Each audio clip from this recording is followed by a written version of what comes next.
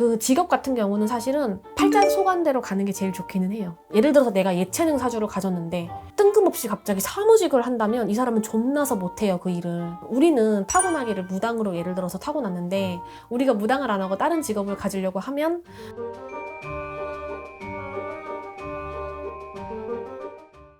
안녕하세요, 영지선녀입니다. 네, 선생님 안녕하세요. 네, 안녕하세요.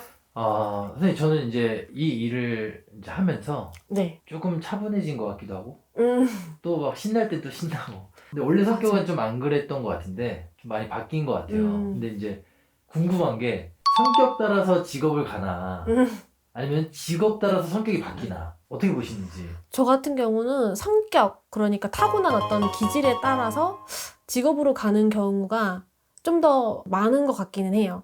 그러니까 타고난 기질, 성격, 이거는 우리가 흔히 뭐 신점에서나 뭐 사주에서나 이런 성격적인 부분도 말씀을 드리잖아요. 그래서 기본적으로 내가 타고난 성향이나 성격의 어떤 배경성을 가지고 직업을 삼는 분들이 굉장히 많은 것 같고, 예를 들어서 그런 분들이 있어요. 우리가 점을 봤는데 당신은 이런 직종에 종사하는 사주를 가졌습니다라고 했는데 뜬금없는 직업을 얘기를 해요. 저 그런 직종 아니고 이런 직종인데요.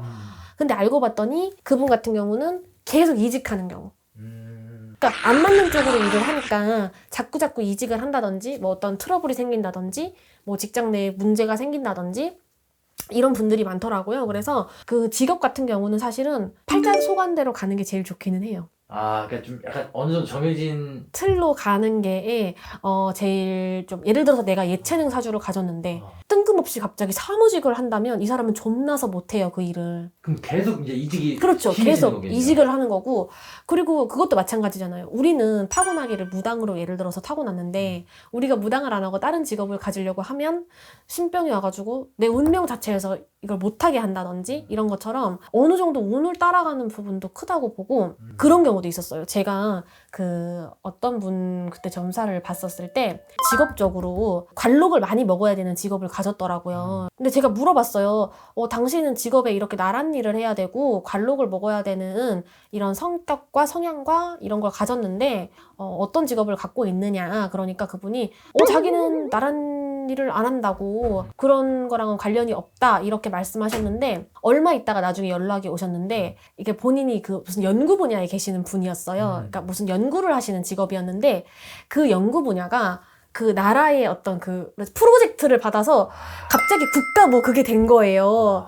그래가지고 자기가 갑자기 제가 당신 나랏nog 먹고 살아야 되는데 라고 했는데, 이게 꼭 이제 뭐 틀에 정확하게 일치하지 않더라도 어떤 방향성으로는 가는구나, 이렇게까지는 볼 수 있을 것 같아요. 그러니까 이 방향성을 무시해버리면은 아까 말씀해주신 뭐 이직이 잦아진다거나 이직이 잦아진다거나 내가 너무 힘들다거나 직장 내 뭐 구설, 그렇죠. 모함 뭐 이런 것들이 발생이 네. 되면서 계속 이렇게 틀어지게 맞아요. 되는 거네요. 그래서 우리가 그런 얘기도 하잖아요. 무당, 이렇게 예를 들어서 신가물을 많이 누르고 살고 싶은 사람은 뭐 연예인이나 예체능 계열을 하라, 아니면은 뭐 뾰족한 걸 뭘 다루는 직업을 해라, 센 직업을 가져라, 뭐 사람의 생사를 다루는 직업을 가져라라고 하는 게 사실 기운대로라도 가면 굳이 이 직업을, 무당이라는 직업을 조금 피해서 살 수 있으니까.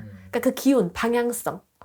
결국 종교인이라는 거는 구제중생 직업인데, 그러면 이 종교인의 감투를 쓰지 않더라도 구제중생을 하고 살면 되잖아. 아니면 사회복지사로서 내가 구제중생을 할 수도 있고, 어떤 뭐 기부단체에 내가 복지가가 될 수도 있는 거고, 그러니까 뭐 그런 방향성대로만 간다면 꼭 내가 사주에 경찰을 해야 되는데 경찰을 안 하더라도 비슷하게 풀릴 수 있다, 뭐 이런 식으로 보시면 될 것 같아요. 어머님들이 특히 이제 자녀분들 요즘 이제 시험난도 심하고 그렇죠. 궁금해 하실 것 같아요. 네네. 시험난도 심하고 이제 좀 있으면 또 공무원 시험의 기간이잖아요.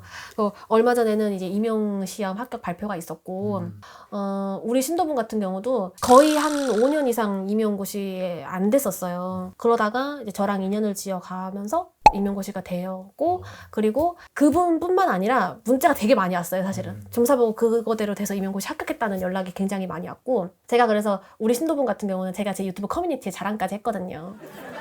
그렇게 자랑도 했고 너무너무 요새 뿌듯한 마음을 가지고 있는데, 이제는 또 새로운 시즌, 공무원 시험의 시즌이 다가오잖아요. 그래서 많은 부모님들이 걱정을 하고 계세요. 그래서 항상 점사를 볼 때 보통 자식분들을 물어볼 때는 이제 우리 애가 시험 공부를 오래 했는데 올해는 될 것 같으세요? 어떠세요? 이런 거 많이 물어보시는데 이제 기운적으로 사실은 우리는 말씀을 드리잖아요. 그렇기 때문에 올해 같은 경우는 아마 이렇게 문제 같은 경우가 조금 쉽게 나온다거나 이렇게 돼서 좀 꼼꼼히 많이 공부를 하셔야 될 수도 있을 것 같아요. 그러니까 공부를 하실 때 빈틈없게 공무원 시험 같은 경우는 꼼꼼하게 공부하시도록 노력하시면 좋을 것 같아요.